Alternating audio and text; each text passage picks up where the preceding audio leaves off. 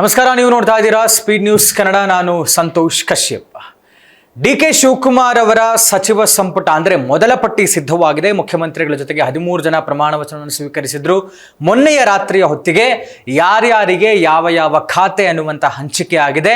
ಹಂಚಿಕೆ ವಿಚಾರದಲ್ಲಿ ತಮ್ಮ ನಿರೀಕ್ಷೆಯ ಖಾತೆಗಳು ಸಿಗಲಿಲ್ಲ ಅನ್ನುವಂಥ ಅಸಮಾಧಾನಗಳು ಸಹಜ. ಎಲ್ಲ ಸರ್ಕಾರಗಳಲ್ಲಿ ಎಲ್ಲ ಪಕ್ಷಗಳಲ್ಲೂ ಈ ಥರದ್ದಾಗಿದ್ದೇ ಇದೆ.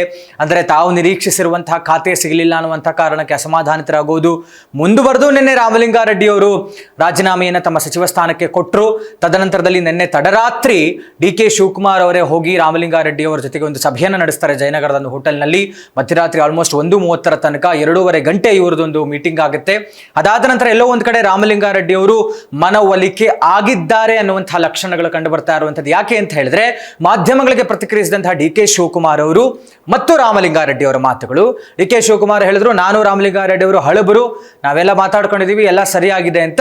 ರಾಮಲಿಂಗಾರೆಡ್ಡಿ ಅವ್ರನ್ನ ಕೇಳಿದಾಗ ಕೂಡ ಮುಖ್ಯಮಂತ್ರಿಗಳು ಏನು ಹೇಳಿದ್ದಾರೋ ಅದೇ ವಿಚಾರ ನಂದು ಅಂತ ಹೇಳಿದ್ದಾರೆ. ಬಟ್ ರಾಜೀನಾಮೆಯನ್ನ ವಾಪಸ್ ಪಡಿತಾರ ಅನ್ನುವಂತಹ ವಿಚಾರ ಇನ್ನೂ ಕೂಡ ಸಸ್ಪೆನ್ಸ್ ಆಗಿದೆ. ಇಷ್ಟೆಲ್ಲ ಆಗಿರುವಂಥದ್ದು, ಮನವೊಲಿಕೆ ಆಗಿರುವಂಥದ್ದನ್ನ ನೋಡ್ತಾ ಹೋದಾಗ ಬಹುಶಃ ಇವರ ಖಾತೆ ಬದಲಾವಣೆ ಅನ್ನುವಂಥದ್ದು ಏನಾದ್ರು ಚರ್ಚೆ ಆಗಿದೆಯೋ, ಅಥವಾ ಇರೋ ಖಾತೆನೇ ಮುಂದುವರಿಸ್ಕೊಂಡೋಗಿ ಮುಂದಿನ ದಿನಗಳಲ್ಲಿ ಏನಾದ್ರು ವಿಸ್ತರಣೆ ಆದಾಗ ನಾನು ಖಾತೆ ಬದಲಾವಣೆ ಮಾಡಿಸ್ತೇನೆ ಅನ್ನುವಂಥ ಮಾತನ್ನ, ಭರವಸೆಯನ್ನು ಏನಾದರೂ ಮುಖ್ಯಮಂತ್ರಿ ಡಿ.ಕೆ. ಶಿವಕುಮಾರ್ ಅವರು ಏನಾದ್ರು ಕೊಟ್ಟಿದ್ದಾರೇನೋ ಗೊತ್ತಿಲ್ಲ. ಒಟ್ಟಾರೆ ಮನವೊಲಿಕೆ ಅಂತೂ ಆಗಿದೆ. ಈ ಮಧ್ಯೆ ಬಹಳ ಚರ್ಚೆ ಆದಂತಹ ವಿಚಾರ ಒಂದು ಏನಂತ ಹೇಳಿದ್ರೆ, ಗೃಹ ಖಾತೆ. ಅಂದ್ರೆ ಈ ಹಿಂದೆ ಹೋಮ್ ಮಿನಿಸ್ಟರ್ ಆಗಿದ್ದಂತಹ ಈಗಿನ DCM ಡಾಕ್ಟರ್ ಜಿ ಪರಮೇಶ್ವರ್ ಅವರು ಈ ಹಿಂದೆ ಅವರು ಗೃಹ ಖಾತೆಯನ್ನ ನಿಭಾಯಿಸಿದ್ರು. ಈ ಗೃಹ ಖಾತೆ ಯಾರಿಗೆ ಹೋಗಿದೆ ಅಂದ್ರೆ, ಆಶ್ಚರ್ಯಕರವಾದಂತಹ ಬೆಳವಣಿಗೆ ಏನಂತಂದ್ರೆ, ಈ ಬಾರಿ AICC ಅಧ್ಯಕ್ಷ ಮಲ್ಲಿಕಾರ್ಜುನ ಖರ್ಗೆ ಅವರ ಮಗ ಪ್ರಿಯಾಂಕ್ ಖರ್ಗೆ ಅವರಿಗೆ ಈ ಬಾರಿ ಗೃಹ ಖಾತೆಯನ್ನು ಕೊಟ್ಟಿದ್ದಾರೆ. ನೂತನ ಹೋಮ್ ಮಿನಿಸ್ಟರ್ ಆಗಿ ಪ್ರಿಯಾಂಕ್ ಖರ್ಗೆ ಅವರು ಈಗ ಕೆಲಸವನ್ನ ಮಾಡ್ತಾ ಇದ್ದಾರೆ.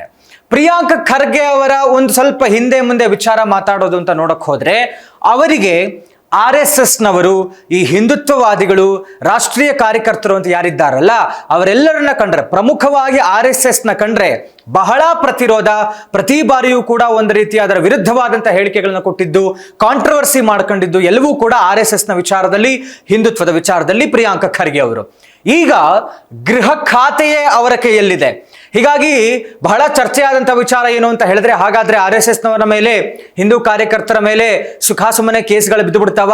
ಹಿಂದೂ ಕಾರ್ಯಕರ್ತರಿಗೆ ಒಂದು ಫ್ರೀಡಮ್ ಇರೋದಿಲ್ವಾ, ಸ್ವಾತಂತ್ರ್ಯ ಇರೋದಿಲ್ವಾ? ಅವ್ರು ಮಾಡೋ ಕೆಲಸಕ್ಕೆಲ್ಲ ಕಡಿವಾಣ ಹಾಕಲಾಗುತ್ತಾ? ಗೃಹ ಸಚಿವರಾಗಿ ಪ್ರಿಯಾಂಕ್ ಖರ್ಗೆ ಅವರು ಏನೆಲ್ಲ ಮಾಡ್ತಾರೆ ಅನ್ನುವಂಥ ಚರ್ಚೆಗಳು ಒಂದ್ ಕಡೆ ನಡೀತಾ ಇದೆ. ಈ ಮಧ್ಯೆ ನಿನ್ನೆ ಗೃಹ ಇಲಾಖೆ ಎಲ್ಲ ಪೊಲೀಸ್ ಹಿರಿಯ ಅಧಿಕಾರಿಗಳ ಜೊತೆ ಒಂದು ಸಭೆಯನ್ನು ನಡೆಸ್ತಾರೆ ಪ್ರಿಯಾಂಕ್ ಖರ್ಗೆ ಅವರು. ಸಭೆಯಲ್ಲಿ ಪ್ರಮುಖವಾಗಿ ಬೆಂಗಳೂರು ಟ್ರಾಫಿಕ್ ಸಮಸ್ಯೆ, ಮಹಿಳೆಯರ ಸುರಕ್ಷತೆ ಮತ್ತು ಡ್ರಗ್ಸ್ ಮಾಫಿಯಾ ವಿಚಾರವಾಗಿ ಅಧಿಕಾರಿಗಳ ಜೊತೆಗೆ ಚರ್ಚೆಯನ್ನು ಮಾಡಿದ್ದಾರೆ ಪ್ರಿಯಾಂಕ್ ಖರ್ಗೆ ಅವರು. ಅವ್ರು ಹೇಳಿದ್ದಂಥ ಮಾತೇನು ಅಂತ ಹೇಳಿದ್ರೆ, ಕಾನೂನಿನ ಅಡಿಯಲ್ಲಿ ಎಲ್ಲರೂ ಕೂಡ ಒಂದೇ, ಯಾರು ಏನೇ ಮಾಡಿದ್ರು ಎಲ್ಲವೂ ಕೂಡ ಕಾನೂನಿನ ಮಿತಿಯಲ್ಲಿರಬೇಕು. ಕಾನೂನಿನ ಚೌಕಟ್ಟನ್ನು ಮೀರಿದ್ರೆ ಅವರ ವಿರುದ್ಧವಾಗಿ ಖಂಡಿತವಾಗಿ ಕ್ರಮ ಕೈಗೊಳ್ಳಲೇಬೇಕಾಗುತ್ತೆ ಅನ್ನುವಂಥ ಮಾತನ್ನ ಪ್ರಿಯಾಂಕ್ ಖರ್ಗೆ ಅವರು ಸಭೆಯ ನಂತರದಲ್ಲಿ ಮಾಧ್ಯಮದವರಿಗೆ ಪ್ರತಿಕ್ರಿಯೆ ಕೊಟ್ಟಿದ್ದಾರೆ. ಅಂದ್ರೆ ಸಭೆಯಲ್ಲಿ ವಿಚಾರಗಳೇನು ಚರ್ಚೆ ಆಯಿತು ಅಂತ ಹೇಳಿದ್ರೆ, ಈ ಹಿಂದೆ ಗೃಹ ಸಚಿವರಾಗಿದ್ದಂತಹ ಡಾಕ್ಟರ್ ಜಿ ಪರಮೇಶ್ವರ್ ಅವರು ಏನೆಲ್ಲ ಯೋಜನೆಗಳನ್ನ ಮಾಡ್ಕೊಂಡಿದ್ರು, ಏನು ಕಂಟಿನ್ಯೂಯೇಷನ್ ಮಾಡಬೇಕು ಅನ್ನುವಂಥದ್ರ ಜೊತೆಗೆ ಹಿರಿಯ ಅಧಿಕಾರಿಗಳಿಗೆ, ಪೊಲೀಸರಿಗೆ ಒಂದಷ್ಟು ಇವರು ಸೂಚನೆ ಮತ್ತು ಸಲಹೆಗಳನ್ನು ಕೊಟ್ಟಿದ್ದಾರಂತೆ. ಪ್ರಮುಖವಾಗಿ ಡ್ರಗ್ಸ್ ಮಾಫಿಯಾ, ಕಾಲೇಜು ವಿದ್ಯಾರ್ಥಿಗಳು ಬಹಳಷ್ಟು ಅದರಲ್ಲಿ ತೊಡಗಿಸಿಕೊಳ್ತಾ ಇದ್ದಾರೆ. ವಿಚ್ ಇಸ್ ಜೀವಕ್ಕೆ ಮಾರಕ ಆಗಿರುವಂತಹ ಡ್ರಗ್ಸ್ ಮಾಫಿಯಾ ವಿಚಾರ.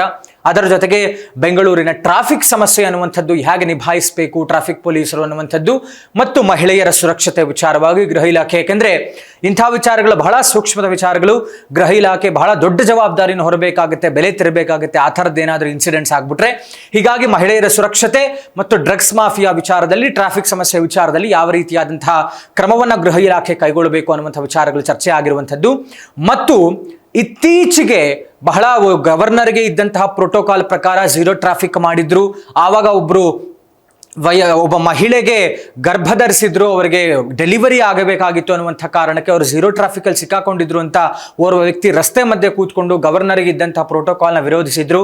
ಅದಾದ ನಂತರ ನಿನ್ನೆ CM ಶಿವಕುಮಾರ್ ಅವರು ಅಣ್ಣಮ್ಮ ದೇವಸ್ಥಾನಕ್ಕೆ ಭೇಟಿಯನ್ನು ಕೊಟ್ಟಿದ್ರು. ಆಗ ಅಗೇನ್ ಪ್ರೋಟೋಕಾಲ್ ಪ್ರಕಾರ ಅವರಿಗೆ ಟೈಟ್ ಸೆಕ್ಯೂರಿಟಿ ಕೊಡಲಾಗಿತ್ತು. ಆಗಲೂ ಕೂಡ ಗಂಟೆಗಟ್ಟಲೆ ಜನ because of this zero traffic ಬಹಳಷ್ಟು ತೊಂದರೆಯನ್ನು ಅನುಭವಿಸಿದ್ರು. ಹೀಗಾಗಿ ಈ ಝೀರೋ ಟ್ರಾಫಿಕ್ ವಿಚಾರದಲ್ಲಿ ಪರ್ಯಾಯವಾಗಿ ಏನಾದರೂ ಮಾಡಬಹುದಾ ಅನ್ನುವಂಥದ್ದು ನಾವು ನಿರ್ಧಾರ ತೆಗೆದುಕೊಳ್ಬೇಕು ಅಂತಂದ್ರೆ ನಮಗೂ ಸ್ವಲ್ಪ ಸಮಯ ಬೇಕು. ಅದರ ಬಗ್ಗೆ ನಿರ್ಧಾರ ತೆಗೆದುಕೊಳ್ತೇವೆ. ಮತ್ತು ಮೇಜರ್ಲಿ ಇನ್ನೊಂದು ವಿಚಾರವನ್ನ ಪ್ರಿಯಾಂಕ ಖರ್ಗೆ ಅವರು ಮಾತಾಡಿರುವಂಥದ್ದು ಏನು ಅಂದ್ರೆ, ಈ ಸೋಷಿಯಲ್ ಮೀಡಿಯಾದಲ್ಲಿ ಮನಸ್ಸೋ ಇಚ್ಛೆ ಪೋಸ್ಟ್ಗಳನ್ನು ಹಾಕ್ತಾರಲ್ಲ, ಕಮೆಂಟ್ಗಳನ್ನು ಹಾಕ್ತಾರಲ್ಲ, ಅದರಲ್ಲೂ ಕೂಡ ಪ್ರಮುಖವಾಗಿ ಸೂಕ್ಷ್ಮವಾದಂತಹ ವಿಚಾರಗಳು, ಧರ್ಮದ ನಡುವೆ ಇವರು ದ್ವೇಷ ಬೀಜವನ್ನು ಬಿತ್ತುವಂತಹ ಭಾಷಣಗಳು ಮಾಡುವಂಥದ್ದು, ಅಂದ್ರೆ ಪ್ರಚೋದನಾಕಾರಿ ಭಾಷಣ ಮಾಡುವಂಥವರು, ಪ್ರಚೋದನಾಕಾರಿ ಹೇಳಿಕೆ ಕೊಡುವಂಥವರು, ಕಮೆಂಟ್ ಹಾಕುವಂಥವರು, ಪೋಸ್ಟ್ ಹಾಕುವಂಥವರು, ಇವರ ವಿರುದ್ಧವಾಗಿ ಖಡಾಖಂಡಿತವಾಗಿ ಗಂಭೀರವಾದಂತಹ ಕ್ರಮವನ್ನು ಕೈಗೊಳ್ಳುತ್ತೇವೆ ಅನ್ನುವಂತಹ ಮಾತನ್ನ ಗೃಹ ಸಚಿವ ಪ್ರಿಯಾಂಕ ಖರ್ಗೆ ಅವರು ಹೇಳಿದ್ದಾರೆ. ಅಗೇನ್ ಇಲ್ಲಿ ಹಿಂಟ್ ಸಿಗ್ತಾ ಇರುವಂತದ್ದೇನು ಅಂದ್ರೆ, ಪ್ರಚೋದನಕಾರಿ ಭಾಷಣಗಳನ್ನ ಯಾರು ಮಾಡ್ತಾರೆ? ಹಿಂದೂ ಕಾರ್ಯಕರ್ತರ ಸಹಜವಾಗಿ ಏನಾದರೂ ಒಂದಷ್ಟು ಸಂದರ್ಭಗಳು ಕ್ರಿಯೇಟ್ ಆದಾಗ. ಹಾಗಾದ್ರೆ ಅವರನ್ನ ಮಣಿಸುವಂತಹ ಕೆಲಸ RSS ಹಿಂದೂ ಕಾರ್ಯಕರ್ತರು, ರಾಷ್ಟ್ರೀಯ ಕಾರ್ಯಕರ್ತರು ಇಂಥವ್ರನ್ನೆಲ್ಲ ಕೂಡ ಹಿಂದುತ್ವವಾದಿಗಳನ್ನು ಕೂಡ ಹಾಗಾದ್ರೆ ಟಾರ್ಗೆಟ್ ಮಾಡಿಬಿಡ್ತಾರ ಗೃಹ ಸಚಿವ ಪ್ರಿಯಾಂಕ ಖರ್ಗೆ ಅವರು ಅಂತ ಈಗಾಗಲೇ ಚರ್ಚೆ ಶುರುವಾಗಿರುವಂಥದ್ದು. ಗೊತ್ತಿಲ್ಲ ಏನೆಲ್ಲ ಕ್ರಮಗಳನ್ನ ಗೃಹ ಇಲಾಖೆಯಿಂದ ನೂತನ ಗೃಹ ಸಚಿವ ಪ್ರಿಯಾಂಕ ಖರ್ಗೆ ಕೈಗೊಳ್ಳುತ್ತಾರೆ, ಏನೇನೆಲ್ಲ ಮಾಡ್ತಾರೆ, ಏನಾಗುತ್ತೆ ಅನ್ನುವಂಥದ್ದನ್ನ ನಾವು ಕಾದು ನೋಡಬೇಕಾಗಿದೆ. ಇದಾಗಿತ್ತು ಹೊತ್ತಿನ ವಿಶೇಷ. ನೋಡ್ತಾ ಇರಿ ಸ್ಪೀಡ್ ನ್ಯೂಸ್ ಕನ್ನಡ, ಸುದ್ದಿ ನಿಮ್ಮದು, ವೇಗ ನಮ್ಮದು.